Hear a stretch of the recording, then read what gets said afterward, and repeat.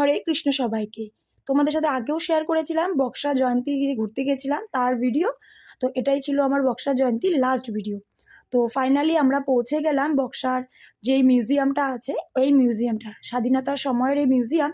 তো এখানে স্বাধীনতার সময়ের যা যা ছিল সব হেরিটেজ জিনিসগুলোকে এখানে বন্দি করে রাখা হয়েছিল। কিন্তু এই মিউজিয়ামটার অবস্থা এতটাই খারাপ, ওখানে কোনো দরজা ছিল না, কোনো তালা চাবির ব্যবস্থা নেই, সারাদিনটা খোলাই থাকে। তো অনেক কিছু আমরা দেখলাম, কিন্তু বেশিরভাগ জিনিসই সব দেখি চুরি হয়ে গেছে। এই বাক্সটার মধ্যে অনেক বাসনপত্র, এগুলো অনেক কিছু ছিল, কিন্তু কিছু আর নেই, কোনো যত্ন নেই, সরকারের পক্ষ থেকে কোনো কিছুই করা হয়নি।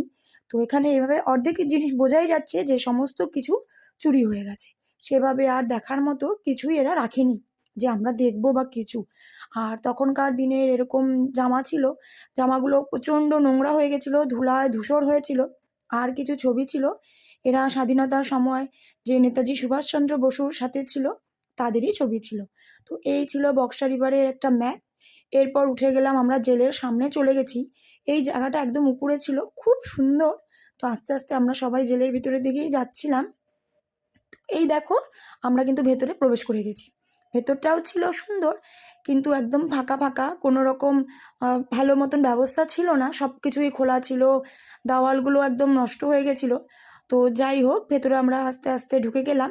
তো আর এই জায়গাটা ছিল খুব সুন্দর, ওই ভেতরের দিকে নাকি অনেক সাপ টাপ থাকে, তো ওদিকে অতটা কাউকে যাওয়া অ্যালাউ করে না। এই ছিল সেই জেল যেখানে নেতাজিকে রাখা হয়েছিল। এটা নাকি সরকারের থেকে আবার ঠিক করানো হয়েছে, একটু রিপেয়ার করা হয়েছে। তো যাই হোক, বাইরেটা এরকমই সুন্দর। তোমরা দেখতেই পাচ্ছ ওই দূরে, ওখানে নাকি সকালবেলা কয়েদিদের কাউন্ট করা হতো।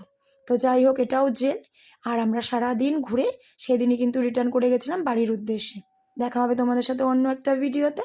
ততক্ষণ দেখতে থাকো, আমার চ্যানেলটাকে সাবস্ক্রাইব করো। টাটা।